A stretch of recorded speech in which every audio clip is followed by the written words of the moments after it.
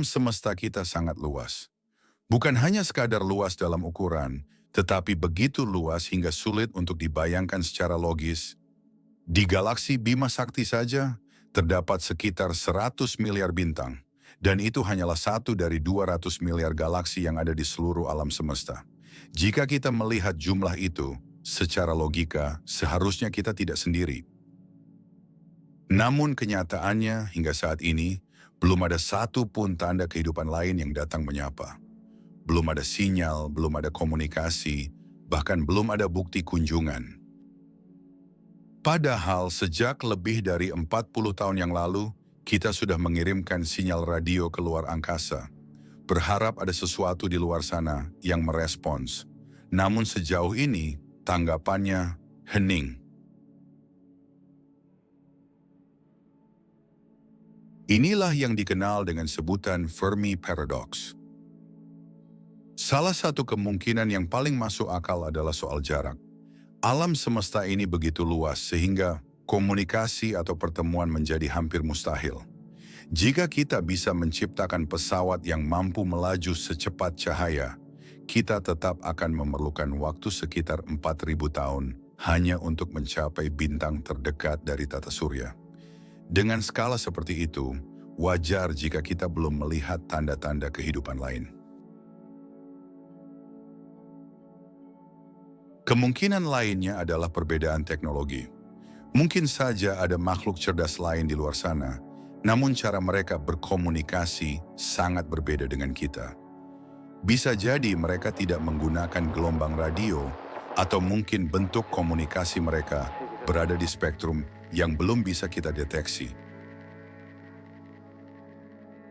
Bayangkan, jika ada makhluk cerdas di luar sana yang telah lama memantau kita. Mereka melihat sinyal radio yang kita kirim, mereka mengerti pesan-pesan yang kita usahakan, dan mereka memilih tidak merespons. Ini dikenal sebagai zoohipotesis, ide bahwa kita sedang berada di bawah pengawasan diam-diam, seperti satwa di sebuah kebun binatang kosmik, dipantau, diamati, namun tidak diajak berbicara.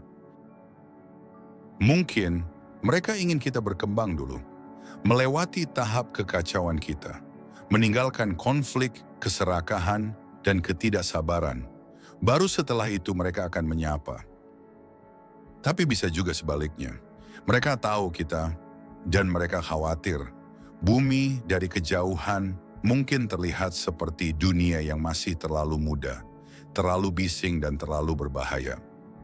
Jika benar mereka melihat kita seperti itu, pertanyaannya bukan lagi di mana mereka, tapi apa yang mereka tunggu dan apakah kita akan siap saat waktunya tiba.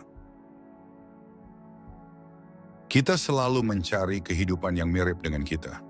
Tubuh, mata, bahasa, logika, tapi itu mungkin asumsi yang terlalu sempit. Alam semesta punya miliaran jenis lingkungan. Ada planet yang panasnya melelehkan logam, ada yang permukaannya beku 1000 tahun, dan mungkin kehidupan di sana beradaptasi dengan cara yang tak bisa kita bayangkan. Mungkin mereka bukan organisme, melainkan entitas energi. Mungkin mereka berkomunikasi lewat perubahan medan elektromagnetik, atau mereka eksis dalam dimensi yang tak bisa kita rasakan. Kalau begitu, mungkin kita tidak pernah menemukan mereka, karena kita tidak tahu apa yang kita cari, seperti mencari warna dalam dunia hitam putih.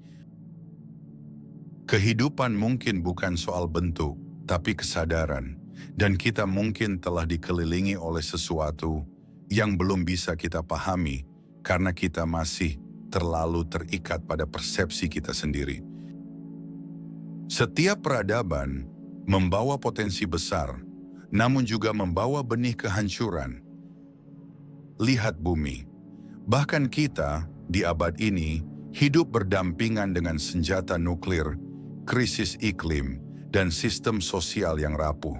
Satu keputusan keliru bisa menghapus seluruh jejak kemajuan yang telah dicapai. Mungkin peradaban lain juga mengalami hal serupa. Mereka tumbuh, berkembang, menciptakan teknologi luar biasa, dan kemudian mereka runtuh. Bukan karena musuh, tapi karena diri mereka sendiri. Ada satu teori yang membuat kita berpikir dua kali, The Great Filter. Buah fase kritis dalam evolusi peradaban yang hampir tidak ada yang bisa lolos darinya. Filter ini bisa berada di masa lalu, misalnya saat kehidupan pertama kali muncul, atau filter itu masih menunggu kita di masa depan. Bisa jadi fase itu adalah saat sebuah spesies mencapai teknologi canggih, sebelum etika dan kesadarannya siap. Jika begitu, maka kita sedang menuju fase paling berbahaya dalam sejarah keberadaan kita. Dan diamnya alam semesta, bukan karena tak ada yang lain, tapi karena yang lain tak pernah berhasil melewatinya. Jika The Great Filter ada di masa depan, maka saat ini kita sedang menginjak garis tipis antara kebangkitan peradaban galaksi atau kehancuran yang sunyi.